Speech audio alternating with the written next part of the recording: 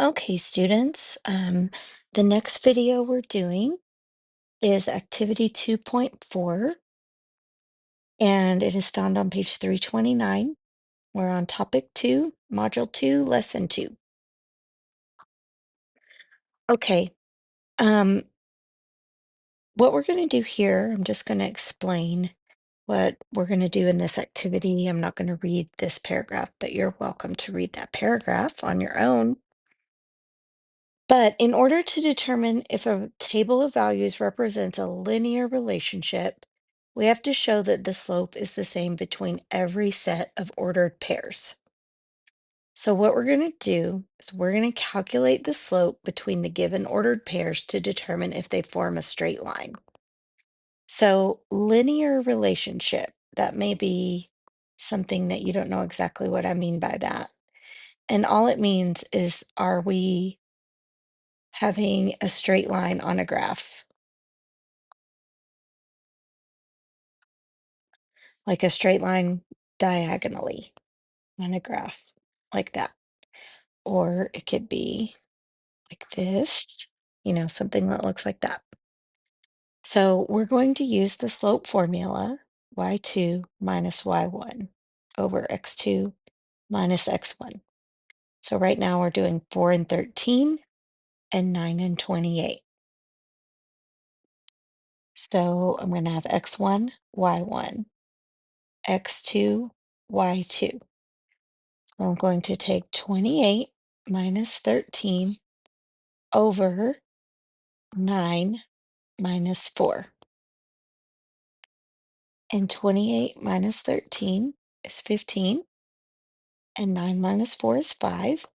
15 divided by 5 is 3. So the slope between those 2 points is going to be 3. So now it wants us to check for the slope between these two sets of points. So we want the slope to be 3 if it's going to be a straight line. So we have x1, y1, x2, y2. So we have 34 minus 28 and 11 minus 9. So one thing to note in the slope formula, the x values will always be in the denominator. Y values up here, x values in the denominator. So just keep that in mind. So 34 minus 28, oops, comes out to 6. And 11 divided by 9 or 11 minus 9 comes out to 2. And 6 divided by 2 is 3. So there we go. We got the same slope. But now we need to check this one. It wants us to check 11 and 34 and 16 and 47 to see if we can come up with the same number of 3. So 47 minus 34 and 16 minus 11. 16 minus 11 is 5. Let me do my math for 47 minus 34, and I get 13. So ask yourself, can anything go into 13 that can also go into 5? No, the only thing that can go into 13 is 1 and 13. Nothing multiplies together to get 13 except for 1 and 13. So this one has a slope of 13 over 5. So does that table of values represent a linear relationship? No. Why? Because we do not have the same slope between all the points.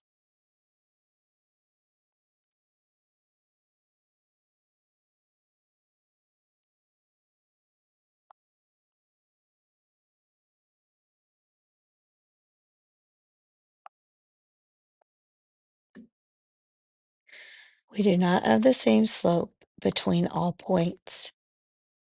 If you need more time on this problem or need to pause to write, do so. I'm going to move on, but you can pause if you need to. Okay, I wrote the slope formula right here. So we're going to determine whether the ordered pairs listed in each table will form a straight line when plotted. Same thing. We want to do our x's and our y's and do the subtraction necessary to see if each point in between gives us the same slope. So I'm going to take 13 minus 7 over 6 minus 2. Remember, when we have something over something else, we're dividing. 13 minus 7 is 6. 6 minus 2 is 4.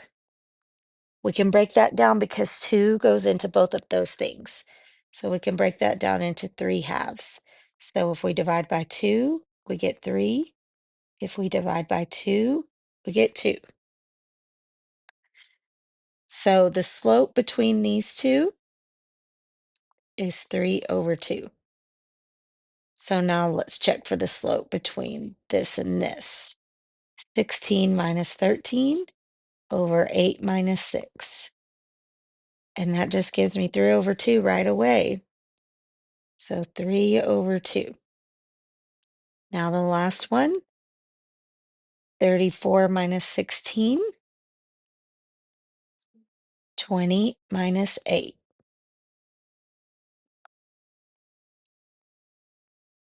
18 and 20 minus 8, that's going to give us 12. So what can I put into 12 that I can also put into 18? I'm thinking about it. If you're thinking about it, you should come up with 3. So 18 divided by 3 is 6.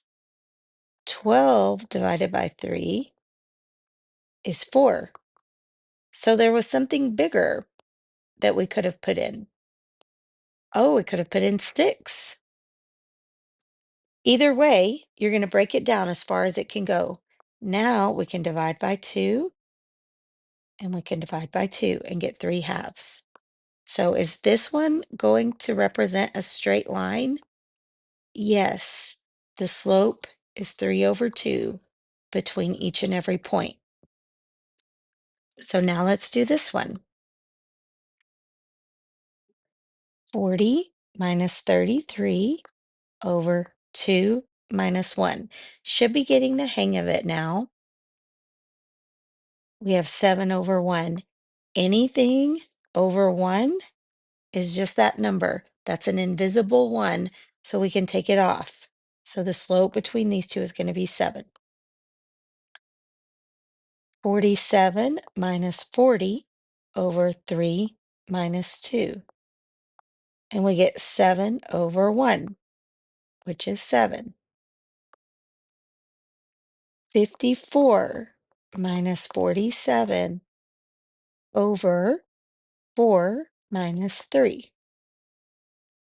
7 over 1. And last one, 61 minus 54 over 5 minus 4. 7 over 1. So there was something special about this problem. It is a linear relationship because there's a 7 slope between each and every point. But if you notice how the x values just count up by 1, 1, 2, 3, 4, 5. So if I look and I do the slope formula and I have my x2 minus x1, every time I'm going to get 1. 5 minus 4, 4 minus 3, 3 minus 2, and 2 minus 1. So when I have something like this where the x values go up consecutively, consecutive just means 1 by 1, then I don't even really need to do my bottom part of my slope formula because this is always going to come out to 1 only when my x values are counting up by 1. So that was something called first differences. We're not going to see that term a lot, but we'll see it sometimes. And all it means is that we just need to get the differences between the y's in order to get the slope. because the difference between the x's is always going to be 1. Only in situations where the x values are counting up by 1 unit each time. Okay, if you have questions on that, questions, ask me in person or send me an email if you don't have the chance to see me in person if you're out for some reason. Okay, let's move on. This talks about it. So I'd like for you to read that. You can pause the video and I'd like for you to read that. That's what first differences means. It's what I just explained to you. This is just another way of thinking about it. Okay, now we're going to work these. We're going to use the first differences to determine whether the order of pairs in each table represent a linear relationship. So let's look. 1, 2, 3, 4, 5. 1, 2, 3, 4, 5. 1, 2, 3, 4, 5. 1, 2, 3, 4, 5. So because we're counting up consecutively, just one by one by one by one, we don't need to do the x2 minus x1 on the bottom because it's always going to be 1. And anything over 1, we just can get rid of that 1. It's invisible. So hopefully you understand that. And like I said, if you don't, ask me. I'm happy to explain in more detail. So let's go through and find out what is 34 minus 25? 9. What is 45 minus 34? 11. So already we can stop. That's not linear. We have two different numbers. Okay. What is 8? And then I'm going to take away 12. That gives me a negative 4. 4 minus 8, negative 4. 0 minus 4, negative 4. Negative 4 minus 0, negative 4. So yes, it's a linear relationship there. Okay, let's do another one. Switch colors. 4 minus 1, 3. 9 minus 4, 5. Nope, not linear. We have to have the same number between each set of points. 18 minus 15, 3. 21 minus 18, 3. 24 minus 21, 3. 27 minus 24, 3. Yes, linear relationship. Okay, if you need more time, rewind, go back, pause, think about it. I kind of worked through those quickly, but you should be getting the hang of your slope formula by now. And if anything doesn't make sense to you, let me know and I'll be happy to help you. I think that's it. Yes, that's all. So the next time I make a video, it is going to be for the next lesson, lesson 3, linear relationships in context. So I'm not going to make a video on a couple of the other things that we're going to do in class.